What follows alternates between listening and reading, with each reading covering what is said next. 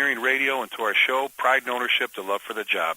I'm your host, Chief Rick Lasky, and it's been exciting lately, bouncing around the country, doing some of the different programs, actually from coast to coast, and even in Canada, and to see some of the folks stepping up, some of the departments and some of the associations and organizations out there actually providing their membership, or their people, some leadership training, some good quality leadership training. And one of the questions I've been asking people and prompting some discussions is just what are we doing to prepare our officers? You know, when you look at the training calendar for a particular department, you'll notice, you know, they're doing hose evolutions like they should be, SCBA evolutions, ladder drills. They're throwing ladders. They're doing RIT drills. They're, you know, all the live fire training. They're getting in all this stuff. They're EMS. They're hazmat, tech rescue. All the things they need to be doing, and you know, filling the year out. And we're doing all that.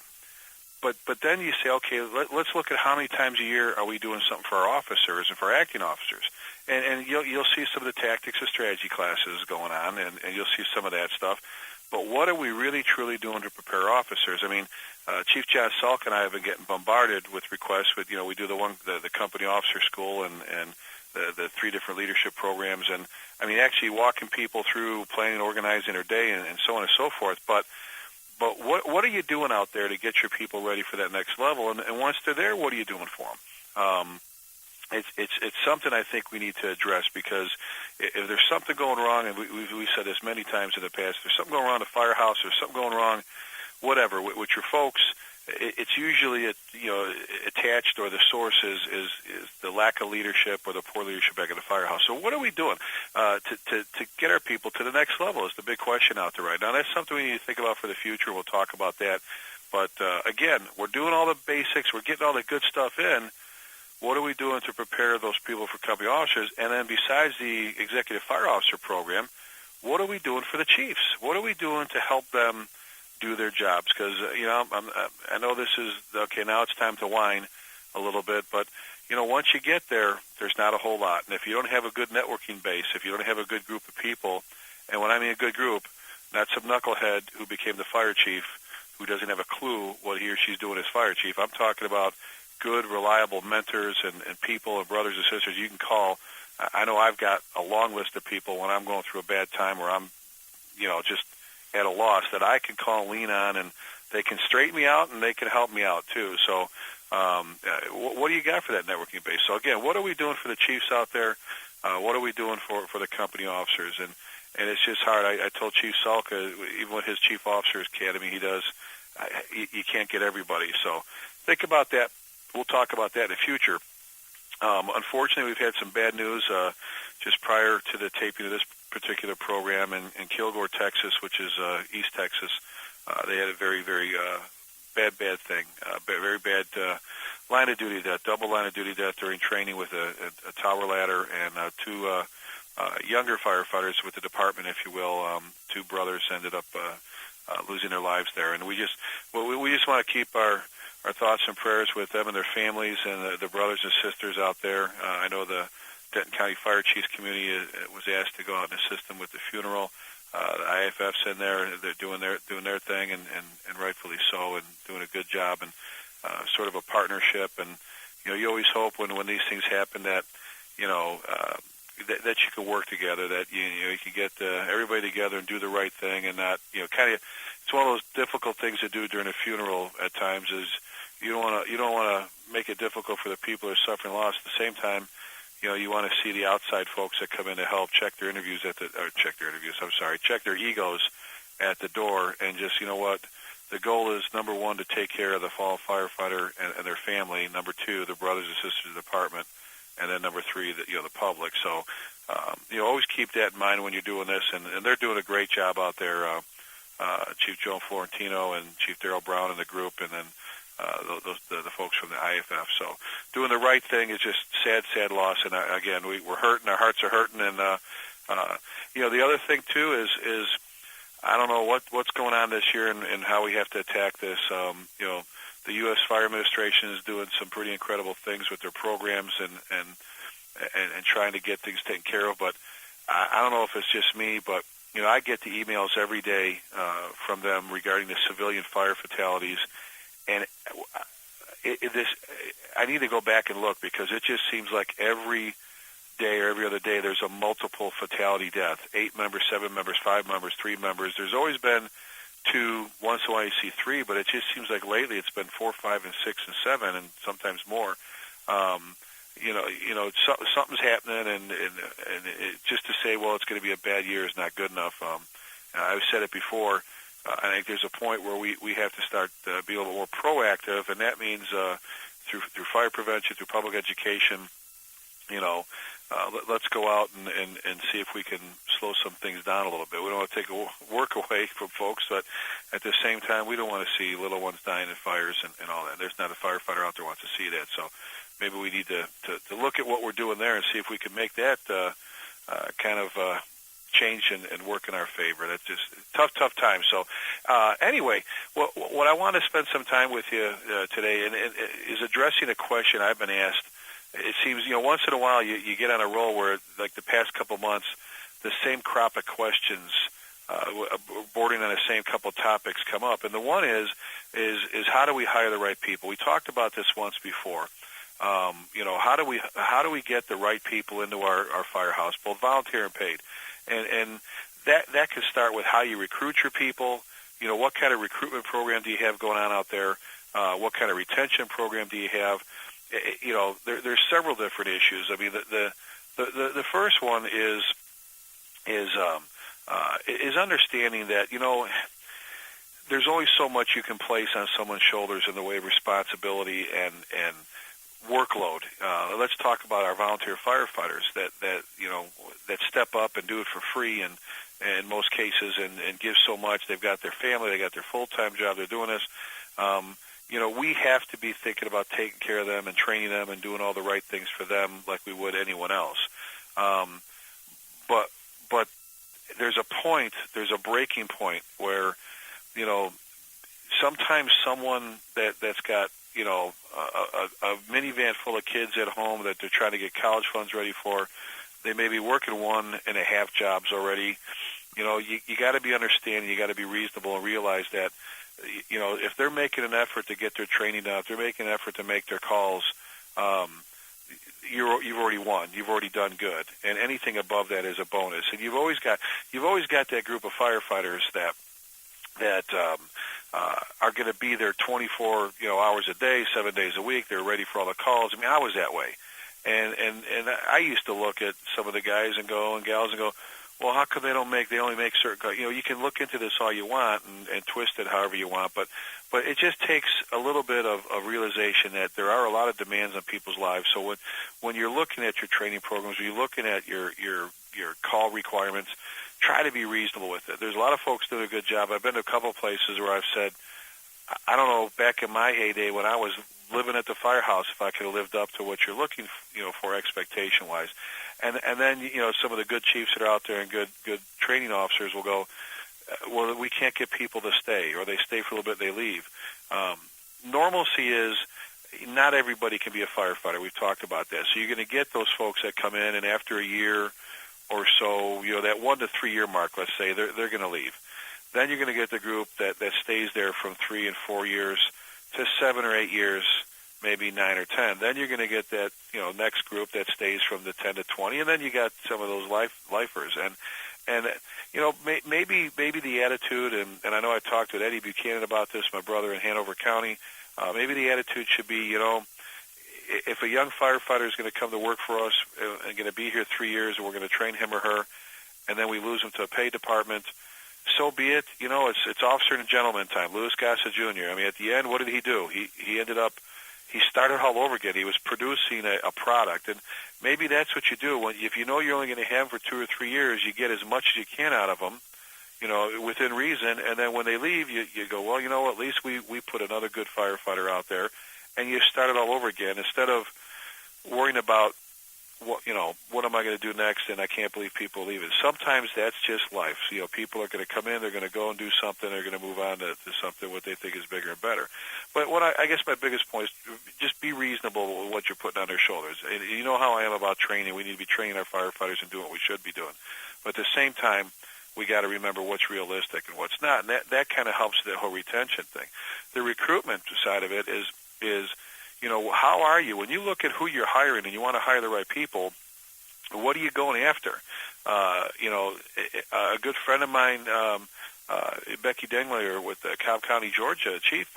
We were talking about this years ago. Is how do you recruit and how do you do this? And it's everything from, if you're doing a general hire, then let's get out to the colleges and let's go to the programs with those men and women that maybe have that upper body strength or that stamina you need to even make it past the physical ability test.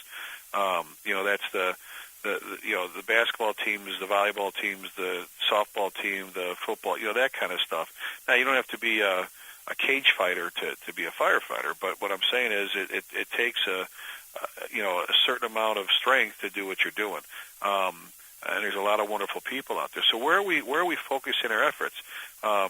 It's kind of like a dispatch center that recruits young men and women that their goal is to be firefighters or police officers, and kind of the same thing as the volunteer. They come in, they're there for 2 or 3 years, and then they end up on the street or in the firehouse. Then realize when you hire someone young, as great as they are, you may lose them one day, and when you do, feel proud about what you did for them and that you put them out there a better person. But sometimes it's a matter of looking and recruiting from the population, the way of, there's a lot of people that started out early in their life raising a family, or things got off in a different direction, and they want a job of responsibility. They want a role where they know they're making a difference, in people's lives, rather than working somewhere, stamping something out, or filing papers. I did it for a long time. I know what it takes. We refer to our dispatch center as a nerve center. You're talking about having to put people in there that are literally, saving people's lives over the telephone, whether it's telling a mom or dad how to breathe life back into their baby, or dealing with something in the way of a break-in, whatever it is. It takes someone special to do that, and sometimes those people that already got a family going and that, they want that job of responsibility. I think they would grab a hold of it and be a lifer for you and do a great job. So again, you just have to look at where you're going to get the best bang for your buck when you're recruiting and where you're recruiting from. And the fire service is the same thing. When we get ready, and we do it here in Louisville, we're pretty fortunate. We probably test once a year. We have a lot of people apply, and we actually right now have been posting it where you need to be a firefighter, paramedic, or a firefighter EMT, and show a notarized letter that you're currently attending paramedic school to test, because we're an ALS department. That's what we have to do. It's tough for me to send someone for 7-8 months to paramedic school, another 4 months at a fire academy, with a department that if I had 2,000 people and I had the budget, I could do it, but sometimes I can't. We're actually moving into a mode here where we're going to be able to start doing the general hires again, where we can go ahead and train our own people and do what we have to do along those lines to get them ready for us. But again, where are you looking? We go out. We post. The cops do it. They go to spring break. They go to different places. The armed forces do it. The Army did the Army of One. They realized that they had to appeal to a different generation. The Xbox, all that, and they've been very successful with it. What are we doing when it comes to recruitment? That first step in getting somebody into our place. Where are you going after them? What are you doing? Are you going? Are you visiting? Do you send it?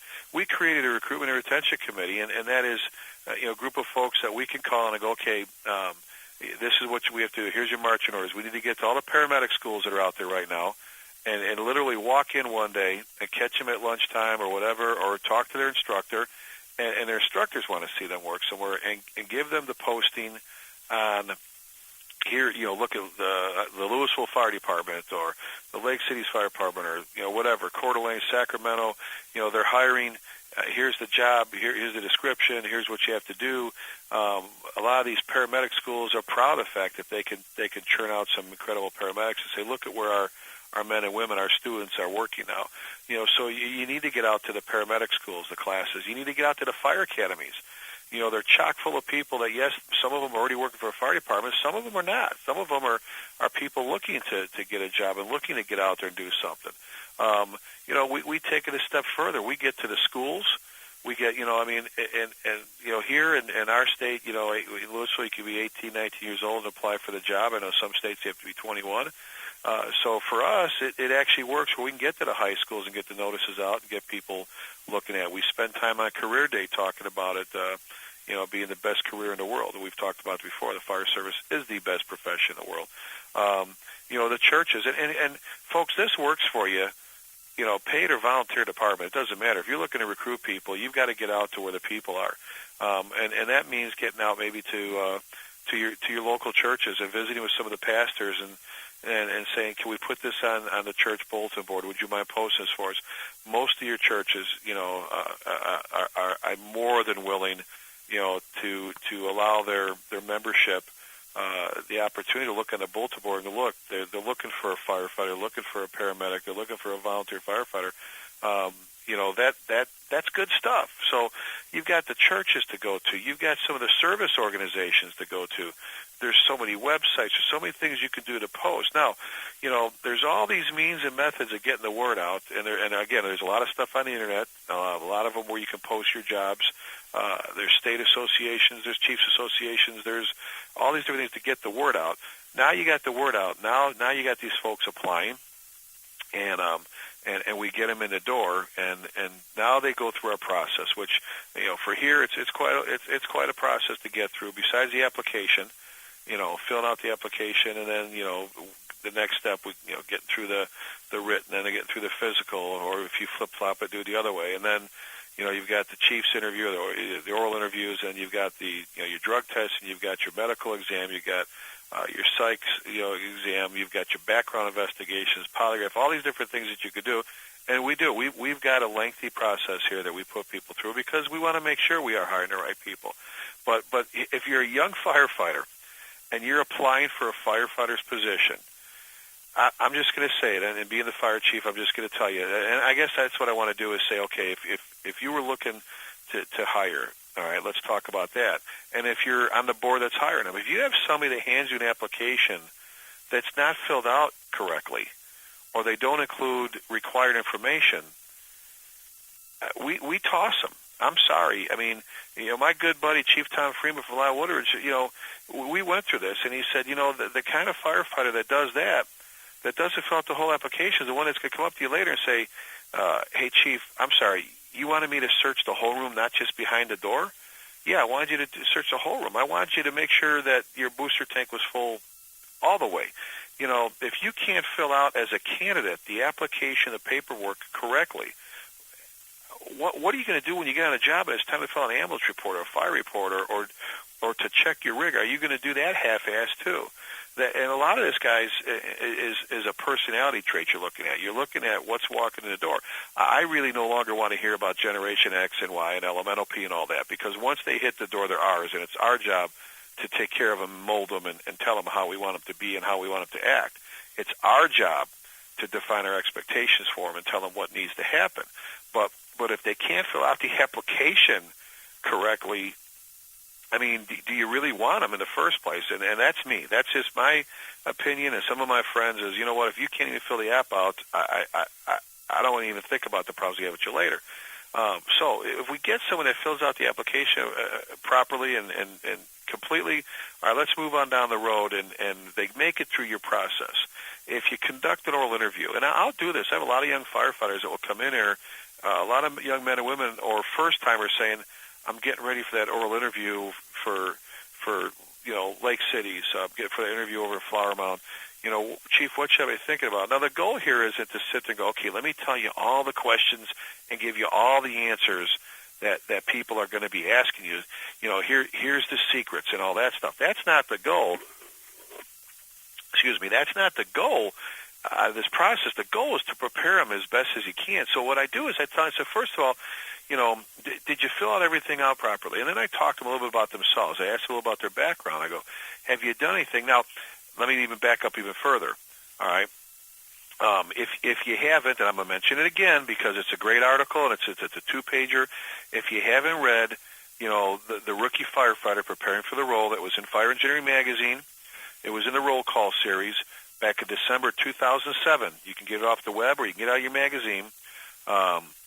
Get off the website, that Fire Engineering's website, written by Jerry Wells, one of my battalion chiefs. He tells you, and he tells that young firefighter what you should expect, what you should be doing in high school even, what kind of classes, and he talks about your, the resume makers, the things you don't want to do that's going to make you look bad later on. It's going to be stamped on your resume for the rest of your life and all that.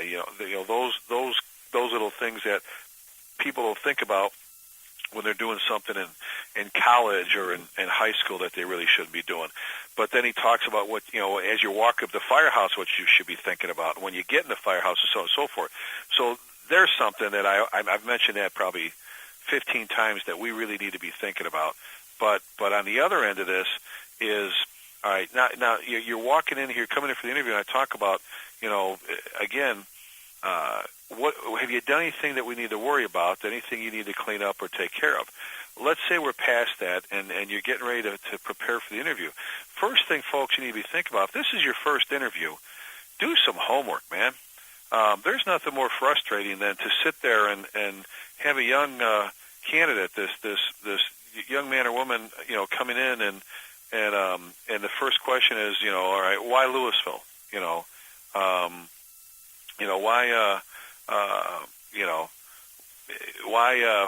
Why'd you pick us? And they go, well, there's a lot of tradition and there's the ladder. No. So how many stations do we have, or how many people, or tell me a little bit about the history of the department, or do you know we have a dive team? If they can't tell me that stuff, are they really that serious about the job, or maybe it's just they're skipping from they're going to go. I was there. I was taking tests from multiple departments, and I wish I would have done a little bit more, homework. I wish I would have been a little bit prepared, especially now with the internet. How hard is it to go, all right, let me pull up the department's website. Let me Google the department's name or the city's name. Let me read some articles about what's going on there, some of the fires, some of the things. What do they do? Do they have any specialty teams? How big is the department? What kind of apparatus? Do they have their own training academy? What do they do? If you know anybody there, can you pick their brains a little bit? Gather some history about the department, all right? Gather some information about the department. Get to know them a little bit better. So when you sit down, if somebody says in that board, so what do you know? Tell what do you know about us? Tell us about our department. Why did you apply here? Instead of fumbling for your words and wondering what you're going to say and everything, you have something to say. I say, what? I was looking at the department's website, and there's it looks like, I'd be getting into a department that has a decent amount of room to move around and get those career experiences. You could be in an ambulance, you could be an engine, a quint, a ladder, whatever, squad, rescue, so on and so forth, specialty teams, investigations, dive, all this, just on and on. And the department, talk about the department's reputation. What do you know about the department's reputation, especially if it's good? Obviously don't go the other way, which, I've seen some people do, but seriously, talk, it's not, you don't want to go in there and BS anybody, but you want to have an idea. You want to be prepared, and I guess preparation is everything. So go out and find some information about the department. Do a little bit of homework. It's going to take you, about 10, 15 minutes to get through a couple websites, and while you're at it, get to the chamber's website, if they have a chamber, and look at it and see what they're talking about. Go to the city or the townships or the department, go to their website and just read a little bit about, they usually want to tell you in the first page why you should move there if you're a resident, and look at it. Get to know some of, what kind of church do you go to. As a young firefighter, as a young candidate, to be able to sit there and tell me, I am serious about this. As a matter of fact, I'm thinking about getting married, or I am married, and if we got this, I'd probably, this is the kind of city or area that you'd want to relocate to. There's 2 or 3 churches that we looked at that would be it, and the homes, we can afford a home, especially in this particular neighborhood over here for first-time buyer like us or second-time buyer. It's reasonable. The schools, I've got a little one at home, the daycare, daycare's there, the schools. Do your homework. What do you know about the community? I'll give you one better. I was sitting on an assessment panel for fire chief. Myself, the union president, and the assistant city manager, and had a chief fly in from another state. And when I asked him, "What do you know about the department? About the area? What do you think of it?" And he goes, "Well, this is my first time here. I just got off the plane, last night and got up this morning, and really couldn't tell you." And I'm like, "So how serious are you about this job? I mean, if you can't even tell me about the area, you're thinking about working here, you're thinking about changing a career. I guess maybe I'm being a little bit selfish, and so be it. But I want someone that's going to come in here and show me they're serious about working for this place. I want someone that's going to show me that they're serious about wanting to be a firefighter, not somebody that's just coming in and wants to just interview and hope they get the job so they can, sit their ass down in a recliner. I want someone that's going to come in and show me that they want to be a part of this department. And again, if this is a volunteer joint or paid joint, I don't care. I want you to tell me why, And I'm sorry, you need to be a little bit picky. It's not just a matter of sticking a warm body and some turnout gear, because you're going to be hiring problems. You're going to be hiring problems, and that's what we want to stay away from. So if you're that young firefighter, go out and do your homework, all right? Again, do your homework about the department, about the city, the surroundings, schools, churches, daycare, shopping, homes, apartments, all that different stuff, transportation, so on and so forth. Do some homework, all right? Now, when you come in, I mean, people talk about what should I wear, what should I do? Unfortunately, a lot of our young firefighters, they probably at times have one suit, and I used to call it their funeral or going to church on Sunday suit. But whether you're going to decide to wear a suit and tie, or business casual if you're a female candidate, dress appropriately. Believe it or not, we have had some people come in with a button shirt and blue jeans, and it doesn't make it. First impressions are big ones, so dress appropriately. Get a haircut, shave. Take care of things. Again, you're walking into what you're hoping is going to be your career for the rest of your life. You're walking in, and you want people to give you a job.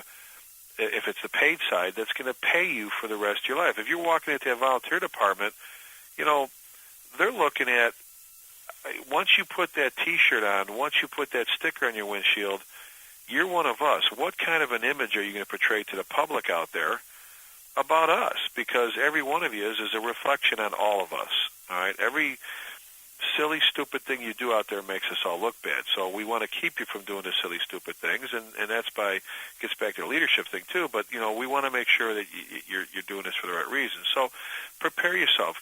Dress appropriately. Bring a notepad in. Bring in one of these. You could go buy these real these little vinyl, leather, nylon little binders. With something to take notes with, if you have to. If they ask you for resumes, bring a couple extra with you. So when you walk in and they invite you in and they tell you to sit down, here's the point where you don't want to get too relaxed. All right, you don't want to be too relaxed where you're slouched all down and went to bed. But you don't want to sit on edge and look like you're hiding something or whatever. Nervousness is normal. All right, if you think you're not going to be nervous when you go in for this interview, you're missing something. You're going to be nervous, and that's normal. And if it's a good oral board, I don't care how tough they try to be with you. Some of them put on a big show, and I can't stand that when they grill you and they knock you down and they talk down to you. You know what? That's BS. Let's be professional here and let's do this the right way. You don't have to beat on anybody to make a point or bully them. That's not the kind of folks. I know we handpicked Captain Kevin Bruley and driver engineer Phil Brazil here, along with two of our assistant chiefs, Daryl and Tim, and they do an incredible job. But they have a vested interest. They're turning around trying to give their shift mates a good candidate that's going to come out there and do a good job for them. So when you get there, get comfortable. Sit upright, and eye contact's a biggie. Make sure you're making contact with all the people in the room, all the assessors. When one of them asks you a question, you want to be getting the answer with them, but then you want to go ahead and look at all the other panelists, but come back to the person that asked you the question. All right, so start with the one and finish with the one, and I guess the biggest thing is this is your time to really, put your best foot forward and paint a good picture of yourself, but at the same time,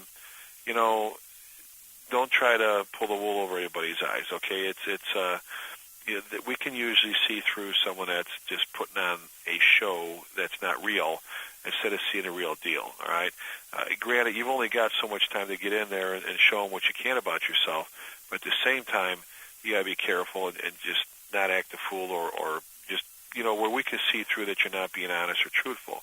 Do we have the real deal? When they ask you questions, it's okay to pause for a second, think about it, and answer. You don't have to spew something out right away. But give them a good answer. Give them a decent answer. You don't have to go on forever, but, try to avoid the yes or no answers too. Give them a little bit something. And when I'll tell people, I say, some of the questions you need to be thinking about, if they say, why Louisville? Why did you apply for Louisville? It's nice to hear all the things, the history and all that, and so on and so forth. Tell me a little bit about us and why you want to work here. Why should I hire you?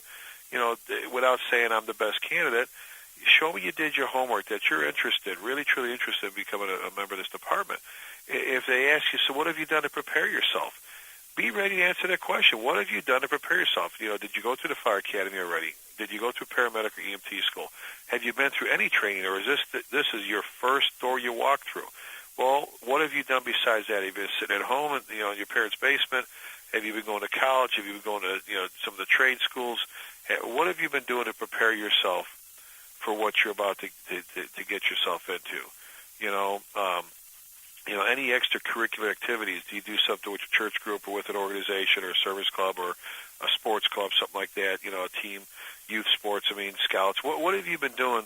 To get yourself ready. So some of those are the questions. And when they start asking you background questions, don't try to hide stuff. If you've done something, if they've done any kind, I know with us, when Terry McGrath, our division chief of Bomb and Arson, does your background, if you've got anything out there, he's going to find it. And I'd rather know that you did something as a kid that was stupid, or you erred once and you've learned your lesson, than you try to hide something. Because dishonesty is something we're done. If we catch you in a lie, you're done, because I need people that are honest, that we're going to put people's homes and in a firehouse.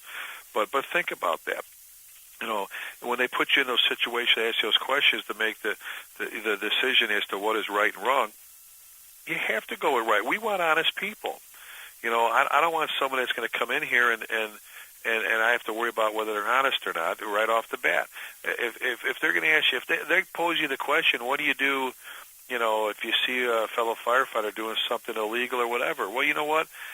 I don't want to hear from you how you're going to bend the rules of policies and procedures. I want to hear how you're going to follow them. And does that make you a non-brother or non-sister? No. It makes you an honest person. It makes you a person of, and it has integrity. It makes you a person that has character. I'd rather you say, if they're doing that, then they're risking everything for us, our reputation, everything. I need to take it up through the chain. Doesn't mean you're going to be a tattletale and you're going to run on every little thing. I'm just saying that there's serious issues out there. We've said this before a bunch of times. One idiot can ruin the reputation of a department for 30 years of CPR classes are out the window when one idiot does something. So, again, we're not going to want to bring someone in the firehouse that's going to provoke that, cover that, or do that kind of stuff. So I want to hear honest answers. I want to hear you say, you know what, well, I'd have to go to my lieutenant or my supervisor and say, look, I'm not trying to be a snatch cab, but I need to make you wear something because this isn't right. It's not that, Sandy or Tommy isn't mopping the floor, they showed up late. You know what I'm talking about. I'm talking about the serious stuff, okay? The stuff that can ruin a fire department. The career makers or enders is the things I'm talking about. You need to follow your rules. I want someone that's going to follow rules, that's going to follow our policies and do a good job. So be prepared for that. They're going to ask you questions about, where do you see yourself in 10, 15 years? And telling me that, I'll just be happy as a firefighter and all that. That's good. And there's a lot of great people that have stayed at that rank and have done a wonderful job. Sometimes it's nice to hear someone say, I want to look at, I can see myself for 6 or 7 years grooming and becoming a good firefighter, and maybe at that point testing and moving up to driver engineer, and then eventually chief, someday when I've got 25 years in a job, I'd like to know that I might have the possibility to be the fire chief or a deputy chief or whatever. But right now I have my sights on just being a very good firefighter and learning the job. Another thing, folks, is stay away from the all you knows and the war stories. The worst thing you do is come in there and at the same time you're trying to paint a good picture of yourself, is tell us, just how smart you are and how experienced you are. We're going to figure that out. The troops are going to figure that out. We want to see that we're hiring a good person, a person, like I said, that has integrity, a person that has passion, someone that wants to be a part of our organization. But, I really right now don't care how many fires you've been to or what you've done and all the rest of the stuff as much as about you. Okay, I want to know about you. All right. So you're going to get hit with all these different questions. You want to be prepared. The best way to be prepared for them is to think about them ahead of time, write them down, and think about how you'd answer them. I'll give you an example. When we're looking at honesty, there's been questions posed to people that, if you were a supermarket, a grocery store manager, and you or one of your employees came to you, but you caught what appeared to be a homeless woman stealing fruit. And you look at her, and obviously the clothing, she's obviously going through some rough times. And you're sitting there with two other candidates, and they say, "What would you do?" And they look at candidate A, and he goes, "Well, I would sit this person down, and I would say, look, we can't have this happen, and I would call maybe social services and try to get them some help, and this and that, and so on and so forth, and really try to maybe call their family and all that," because you're thinking, well, that's what they want to hear because they're looking for a firefighter who cares about people. Okay, that's one answer. The other one would be, well, I would just pay for it for them. I would give her the money out of my pocket. And then the third candidate, which was me, would say I'd have her arrested. I'd call the police, have her arrested. First of all, I'm the store manager. All right? I'm the store manager. It's my job to make sure we provide a profit for the owners and whatever, the stockholders. And secondly, I'm not a social worker. I have to trust our system. I'm confident that if this is truly someone who's homeless, not somebody that, they got a Cadillac under a sheet in the garage, then I'm going to get the police departments to come back and say, Mr. Johnson, we'd like to know if you'd be willing to, drop the charges, or when it gets to court, social services has worked with this person and so on. Let the experts work, the system. But our job is to be honest and take, and it sounds pretty cold, but the right answer is we've got a system. I would call, and it's not my job to pay money in my pocket. It's not my job to call families or social services. It's my job to make sure we're doing the right thing. So that being said, that you got to be ready for those questions. What do you do, with the firefighter who has the girlfriend or the boyfriend at the station after hours? What do you do with the firefighter that you think's been drinking or doing drugs? What do you think about the firefighter you think stole something at a call? These are all important things, and the right answer is the right answer. Okay, not a story, not a cover up, not the rest of the stuff. They're looking for the right answer. They're going to ask you questions about how well you did in the fire academy, if you've already been through the fire academy, and where you finished, and they're going to ask you questions about paramedic school, about EMT school, different things along those lines. I know I'm always looking to see what you're doing in the way of body movement. Again, I'm not looking, if you're nervous, I'm not looking to see, just how, a little bit of nervousness is fine. I've had some people come in there and literally you could have put a martini in their hand, they could have shook it for you. They were shaking so much. And your heart goes out for them because, you know what, we've all been there before. And it's a tough job, man. It's a tough job getting in there and being calm. But again, some of those things we're looking for right off the bat is to hear some good things about yourself and to see if we're getting that person.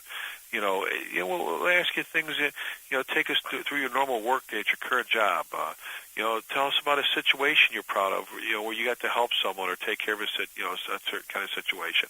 What kind of bosses do you like working for? What are your goals for professional development? Where do you see you position-wise? But maybe tell us that you have some goals education-wise. What have you looked at? Have you looked at Columbia Southern to work towards a degree online, or Mountain State University, some of these great places, a lot of them that are doing this stuff out there that have great programs? Maybe, we're going to ask you, things along the lines of what was one of the biggest obstacles that you had to overcome at another job. Here's a good question. Has anybody ever asked you to do something you thought was unethical? Anybody ever asked you to do something you thought was unethical? I mean, how do you work with your shift people? What kind of people do you find the easiest to work with, the most difficult? How do you define teamwork? Take me through. If we hired you, take me through your normal day. What would you do when you got here, when you got to the firehouse, and so on? And we're going to pick. Now, when we get to the end here, and the panel says, okay, Mr. Lasky, or Rick, we're done, and obviously we've grilled you and done some things. Do you have any questions for the panel? Probably one of the worst things you can do is say, well, what's next? Do you know when you're going to hire? And some people think that's good because you're showing that you're enthusiastic about it. But if you've done your homework already, you should know when they're hiring, when they're not hiring. Secondly, you probably shouldn't ask them what the pay and benefits are, because if you didn't look at the posting, and those are all questions, if you did your homework, you should have had answered, through their website or by calling their human resources or personnel department and asking them about the pension, the health care benefits, pay and all that stuff, and all those things along there. I guess probably one of the worst things is, and this may work in the private sector for one of the business jobs out there, but what kind of drives me nuts is when somebody tries to turn the interview around the panel, where they open up their book and they go, well, yes, do you have any questions for us? Well, as a matter of fact, I do. What does the city of Louisville have to offer me as a candidate? What kind of this do you have? And what are you going to do to develop me and my leadership? You know what? We're done.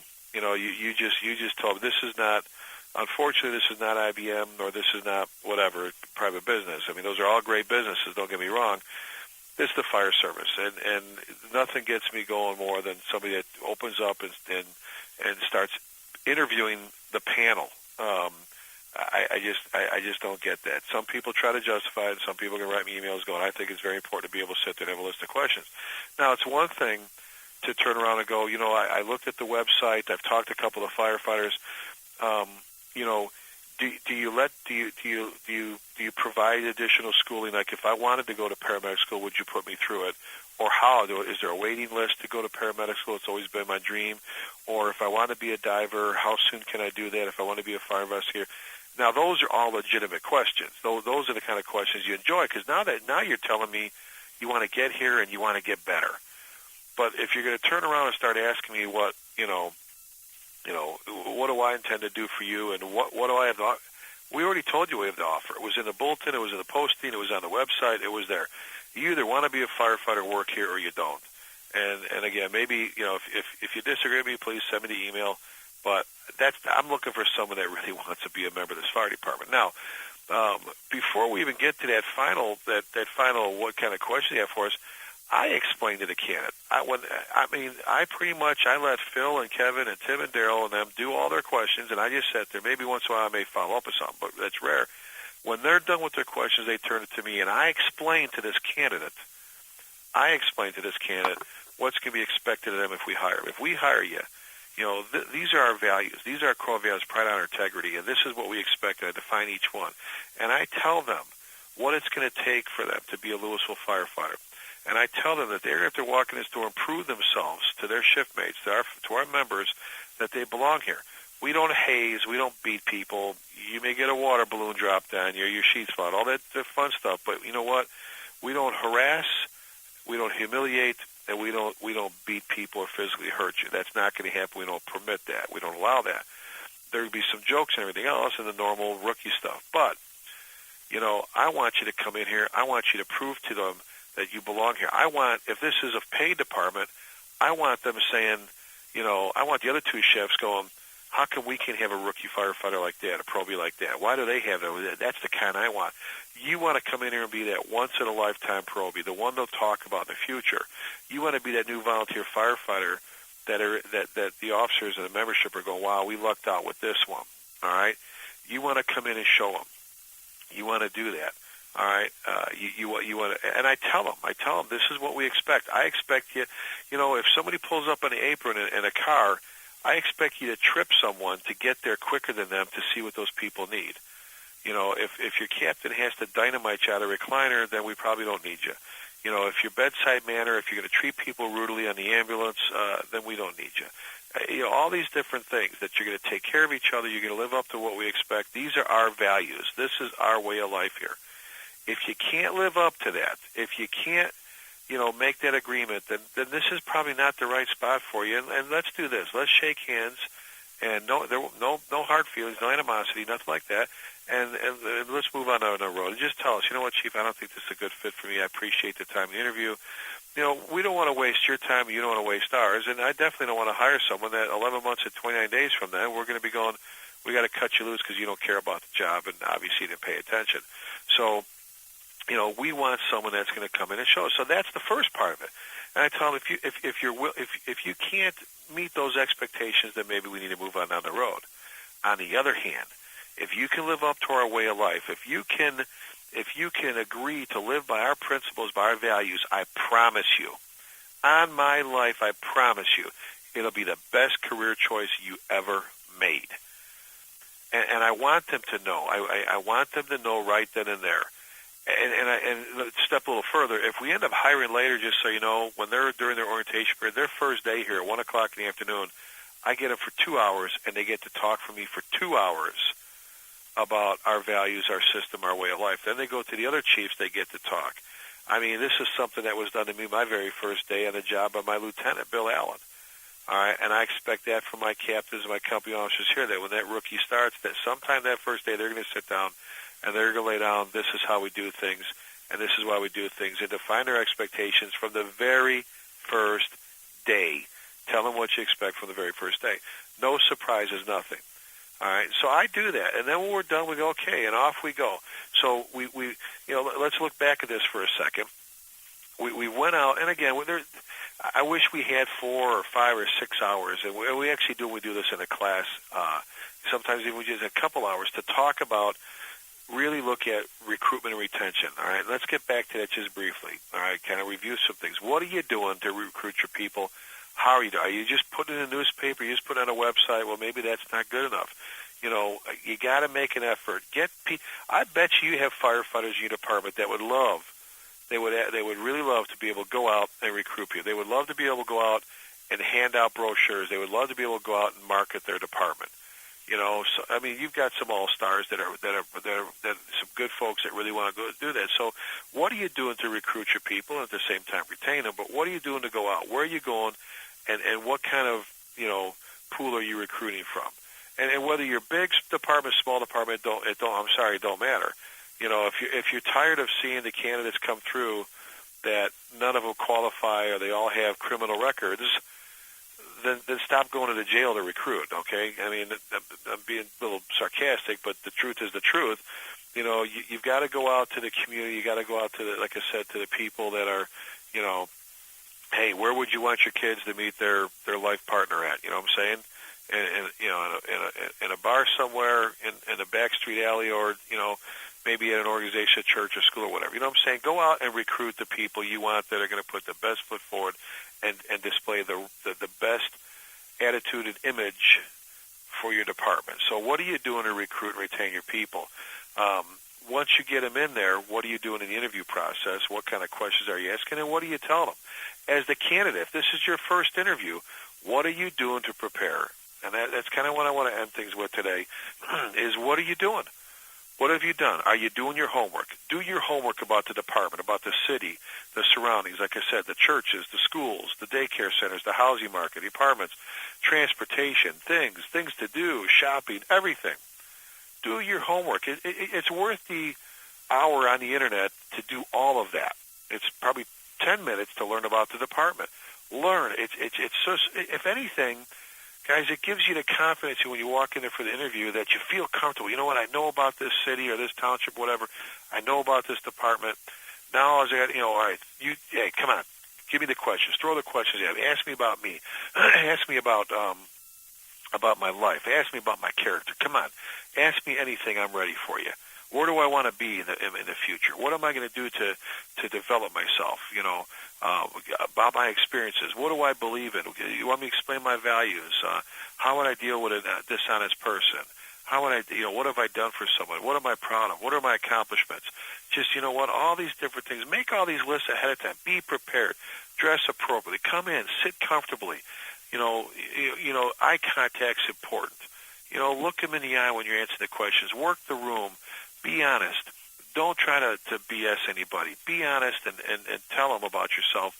Don't get caught trying to paint some phony picture of yourself. And go in there and put your best foot forward. And you know what? If it happens, it happens. If it doesn't, maybe that's not the place you want to go after all. Someone's gonna grab you. If someone's gonna reach out.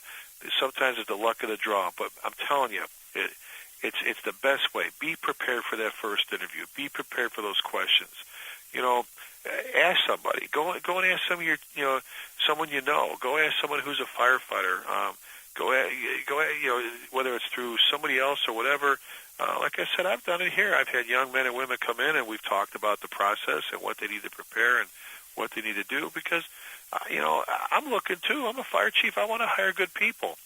We're all looking for good people, and if it means I can help someone prepare that's a good person that's going to go out there and do a good job for some brothers and sisters and for those fire chiefs, then hey, then I'm helping in another way. So be prepared.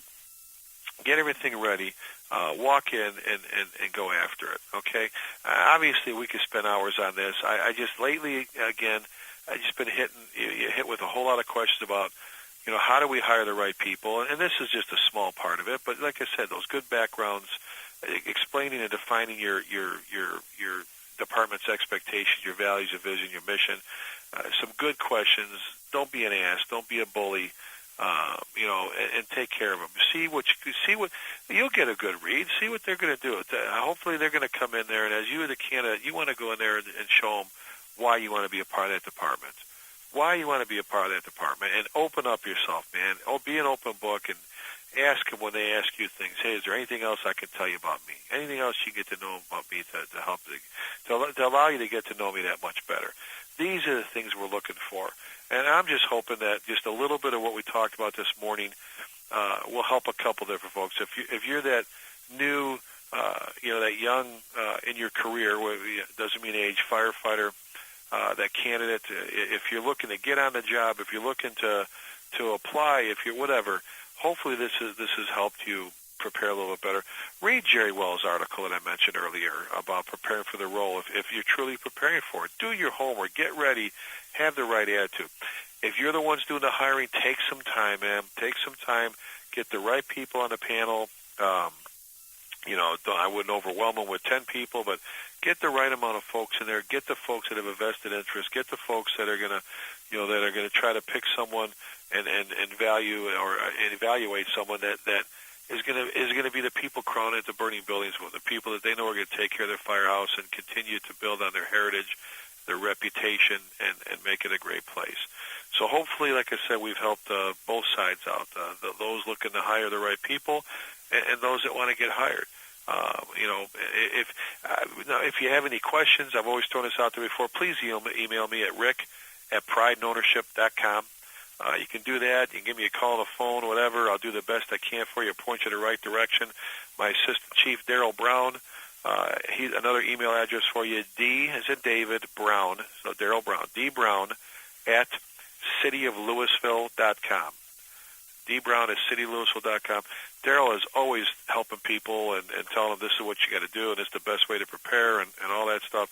Get a hold of Jerry Wells. That's jwells@cityoflouisville.com.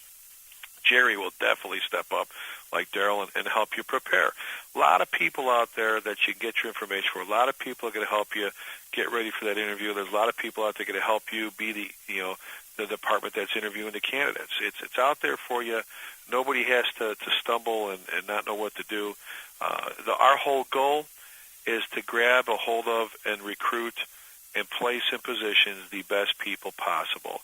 The people that are going to make a difference, the people that are going to continue to show people that the best profession out there in the world is the fire service, that it's made up of special people who care about each other.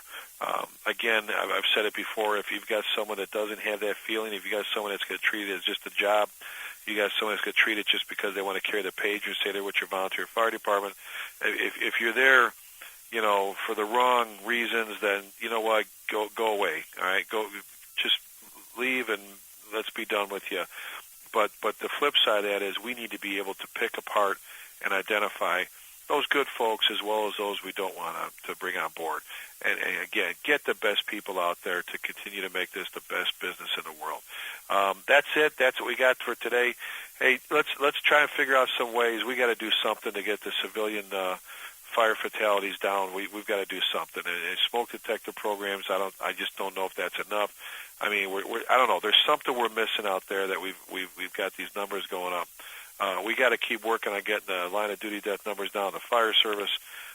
We've got to take care of each other. We've got to step up and do the right thing for each other. Really, look at each other before you go into a burning building. Make sure you're ready to go. Are we training our people? What are we doing to train our people? We had Chief Thompson on here talking about that not that long ago. And what are we doing to train the leadership? Okay, first thing we talked about. What are we doing to train our people that are leading the department? Because everything's going to fall back on that eventually, one way or the other, the good things and, unfortunately, the bad. So with that, we always end this with a couple words. Again, call me, contact me. If there's anything I can ever do for you, please holler. But until we get a chance to visit again, take care of yourself and be safe.